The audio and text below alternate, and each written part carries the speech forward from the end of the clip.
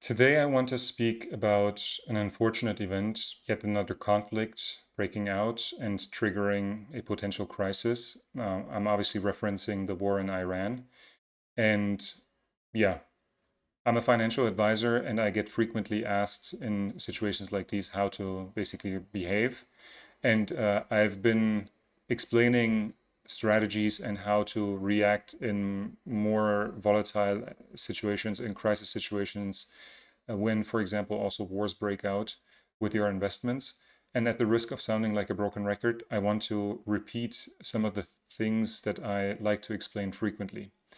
This time around, what I want to do, however, is I want to show you parts of strategies that I follow based off of historical data that I will show you. And then I want to explain my thoughts by providing also some historical data. Three important disclaimers when it comes to this.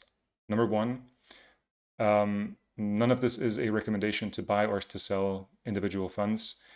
Individual conversations are required to take decisions like this.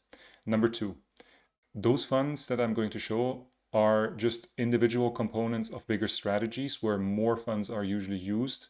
And so this is just supposed to provide examples. This is not the full strategy. This is not the full picture. Number three, obviously I'm well aware this is historical data, and historical data doesn't guarantee future outcomes.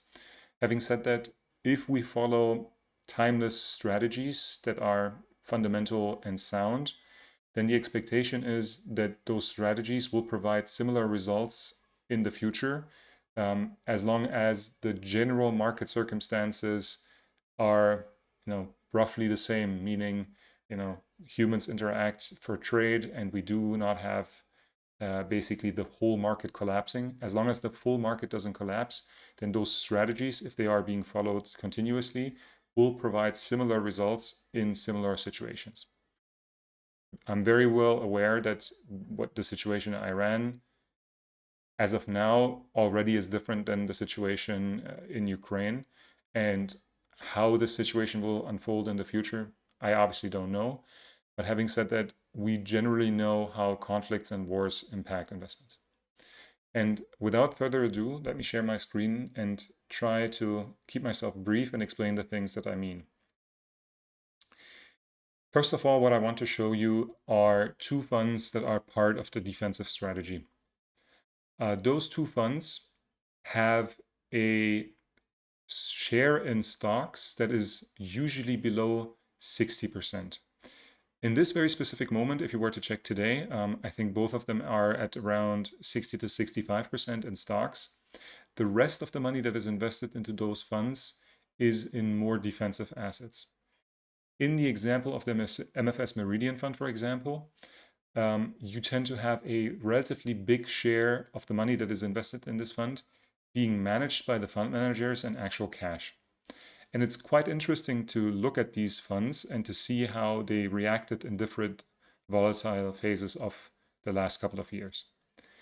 What is great to see, I think, on average, if you look at the long time frame that is visible here, going back to 1998 for the Janus Henderson Fund and to end of 2016 for the MFS Fund, is that both of these funds have performed at 5 to 6% ballpark after all the fund fees, the service fee that I charge, or that some platforms where you might be able to buy these funds potentially charge, is not included. That's important to say.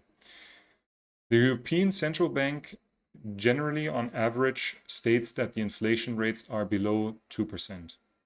Obviously, the war in Ukraine triggered inflation to skyrocket for a longer period of time. And so at this point, if you look at a time frame of 5 years, including the time around the war in Ukraine, the average inflation might be slightly higher.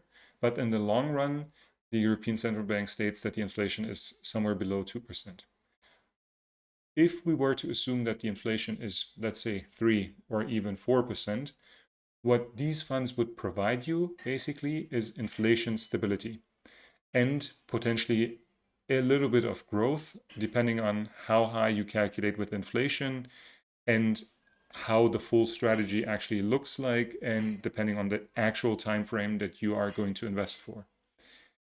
So what is this? What does this mean? Well, if you invest into defensive strategies, what you can expect in the long run is your investment to be really stable and you to outperform inflation by a small margin. And the interesting part is if you shorten this time frame and you look at, for example, the last ballpark, what is this? 5? No, this is 4. So let's look at last, let's say 5 years ballpark. What you realize is that you still have a return that is somewhere close to inflation, maybe slightly above. And if you then, for example, look at, okay, what happened to this investment? Let's say from 1 year prior to COVID.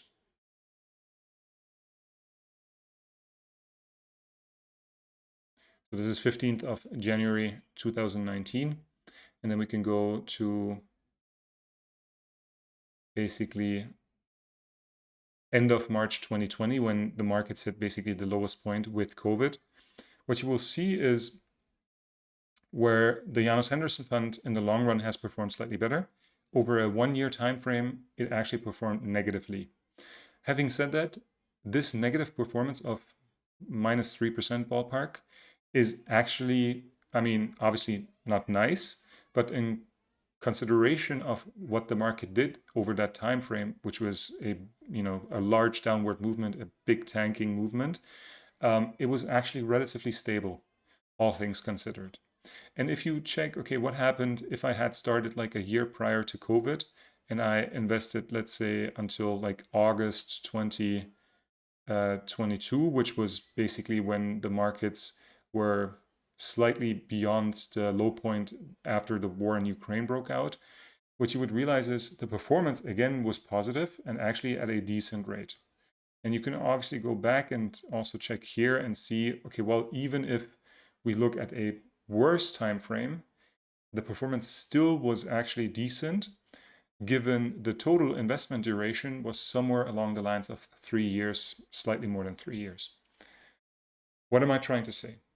Well, if you're looking to invest and you're looking to invest for a shorter period of time, or if you are more concerned about the market volatility and the risks and crises, then it might make sense to still invest into defensive funds because they will provide you better growth than what your bank account is going to be able to provide you with. And on average, what you will be able to do is you will be able to protect your wealth against inflation and maybe slightly grow your wealth even. Let's look at the midterm fund, for example, the balanced fund.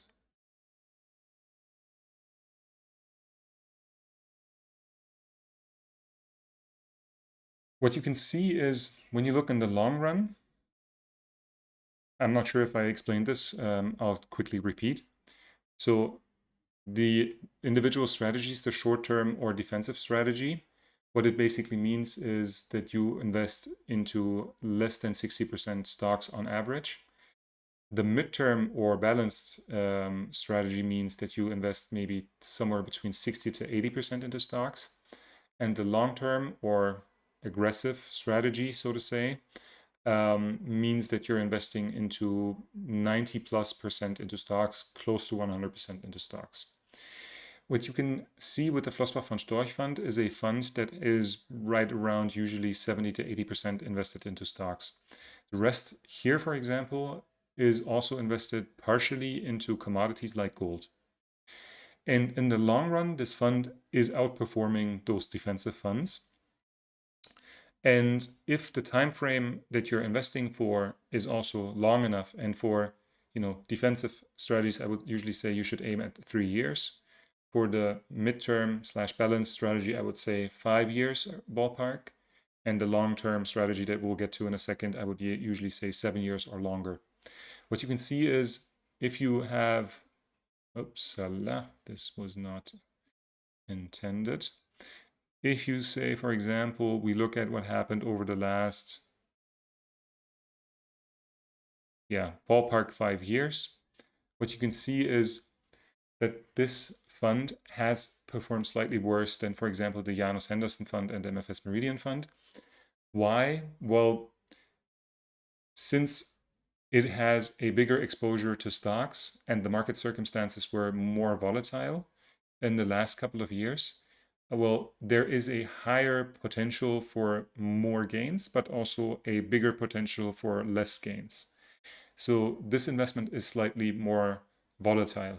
If the market circumstances are good, then this fund will perform better than the MFS Meridian Fund and the Janus Henderson Fund, but also has chances to perform slightly worse.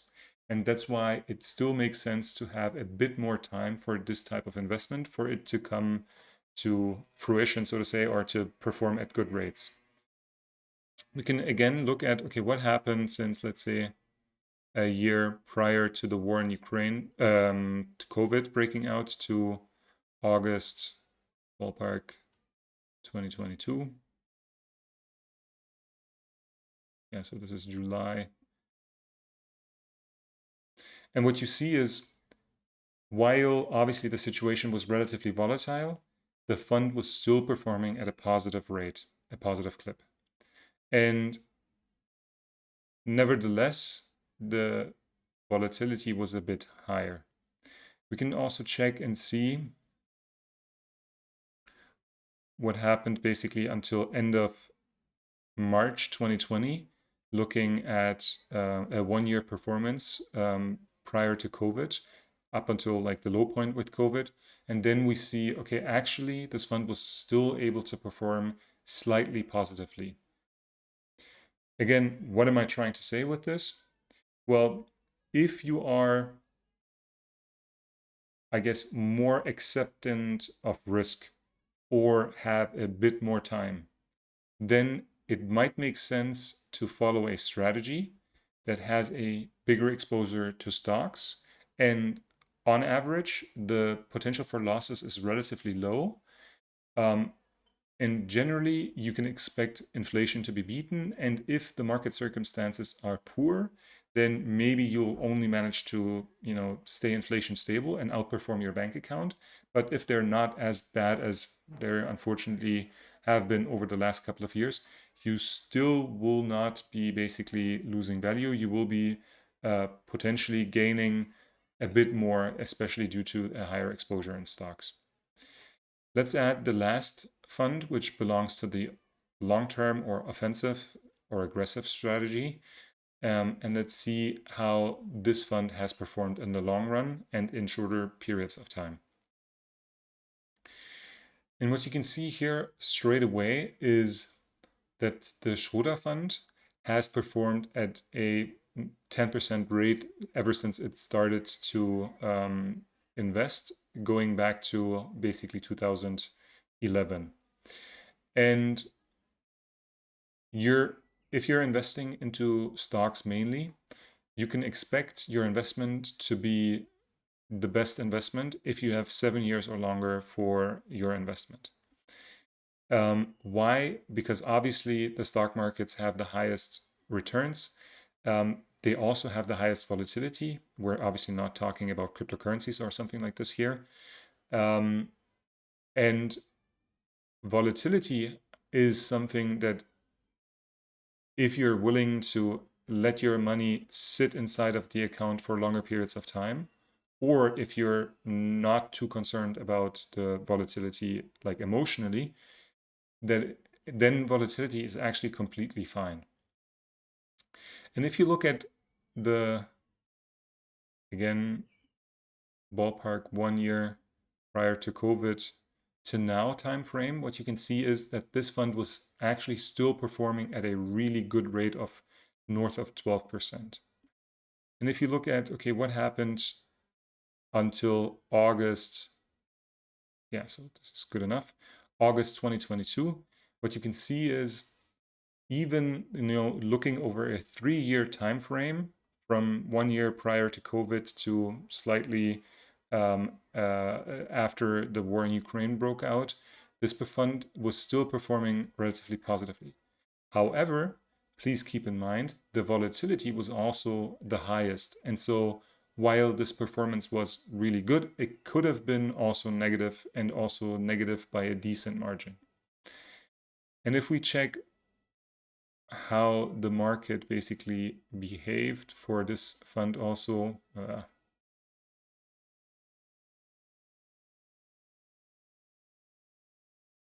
until end of March 2020, what you can see is that this fund was barely able to perform at a positive rate with a really high volatility. Again, what is this? What does this mean? What is the summary here? If you are okay with risk, and you should be okay with risk if your short-term stability is given, your income is stable, you'll have some securities also. But also maybe when you do not have a necessity for cash for some specific purchases that you want to do in the next maybe 1 or 2 years. If you have time, if you can say, well, this money that I'm putting aside, I'm putting it aside for future me in 10 to 20 years, for example, or 7 years plus is sufficient, then it is completely fine to invest your money into 100% stock-based funds. But please keep in mind that when we have crisis situations hitting, that these specific funds will be the ones that are also going to be shaking a lot more. They're going to be most volatile. Having said that, still looking at these crises that we've experienced over the last years, and there have been on average more than usual, then you can still expect the performance to be positive. I hope this helps to understand that you have options. I hope it helps to understand that there's defensive, balanced, and more aggressive strategies. And overall, remaining invested is a good idea, unless obviously you are really emotionally, triggered by the market circumstances and need cash relatively soon. Then maybe even the defensive strategies might not make sense. But again, let's have individual conversations if it matters, and they come to decisions together. I'll stop sharing my screen here. Try to keep this video as brief as possible and as structured as possible. Hope it helps. And again, let me know if there's any questions, and talk to you soon. Keep well.